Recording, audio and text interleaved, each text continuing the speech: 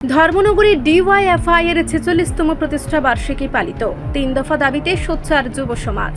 ধর্মনগর মহকুমায় যথাযোগ্য মর্যাদায় পালিত হল ডেমোক্রেটিক ইউথ ফেডারেশন অফ ইন্ডিয়ার ডিওয়াইএফআই এর ৪৬তম প্রতিষ্ঠা বার্ষিকী অনুষ্ঠানের সূচনায় সংগঠনের পতাকা উত্তোলন করেন ডিওয়াইএফআই এর মহকুমা সভাপতি শানি চন্দ। এরপর শহীদদের স্মরণে পুষ্পার্ঘ্য অর্পণ করা হয়। পতাকা উত্তোলন ও শ্রদ্ধা নিবেদনের পর একটি সুসজ্জিত মিছিল ধর্মনগর শহরের বিভিন্ন গুরুত্বপূর্ণ পথ পরিক্রমা করে পরে অনুষ্ঠিত হয় পথসভা। সভায় সভাপতিত্ব করেন সংগঠনের সভাপতি শানি চন্দ। আলোচনায় অংশ নেন ডিওয়াইএফআই এর সম্পাদক অর্জুন নাথ এবং রাজ্য সম্পাদক মণ্ডলীর সদস্য বাসুদেব ভট্টাচার্য। চলছে এই সংগঠনের প্রতিষ্ঠা দিবসে আমরা লড়াই সংগ্রাম এবং আত্মত্যাগ নিয়ে আগামী দিন আরো জোরদার করার জন্য এই সংগ্রামকে এই পথে আমরা চলছি।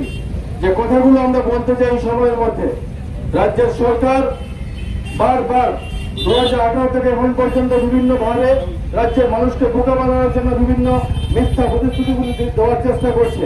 এই মিথ্যা প্রতিশ্রুতিগুলিকে আপনাদের কাছে পৌঁছে দেওয়ার জন্য আপনারা গোটা এলাকার মানুষ, সাধারণ মানুষ যারা এলাকাতে আছেন, আপনারা শুনছেন আমাদের কথাগুলো, আপনারা বিবেক বিবেচনার মাধ্যমে এই বিষয়গুলোকে বিবেচনা করবেন। এই কথাগুলো আমরা বলবার চেষ্টা করছি এই সময়ের মধ্যে। বিশেষ করে এই ইদানিং কালের মধ্যে আমরা লক্ষ্য করলাম ওই আমাদের প্রতিক্রিয়া বিধানসভার যিনি বিধায়ক, যিনি রাজ্যের মাননীয় মন্ত্রী, উনি সাংবাদিক মাধ্যমে বলবার চেষ্টা করেছেন যে উনি নাকি টাকা পয়সা নেন, সোর্সের টাকা পয়সা নেন। আমরা বলতে চাই ধর্মনগরবাসীকে, ধর্মনগরে আপনারা বিগত 25 বছর অনেক বিধায়ক দেখেছেন, অনেক মন্ত্রী দেখেছেন।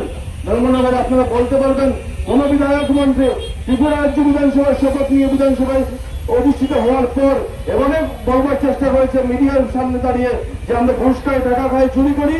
এই কথাগুলো আপনারা বিবেচনা করতে হবে বন্ধু। এই সময়ের মধ্যে দাঁড়িয়ে যদি বিবেচনা করতে না পারেন তাহলে আগামী দিনের ভবিষ্যতের জন্য আপনাদের কাছে একটা অন্ধকার ভবিষ্যৎ আপনাদের কাছে চলে আসছে। রিপোর্ট সংবাদ প্রতীক্ষা।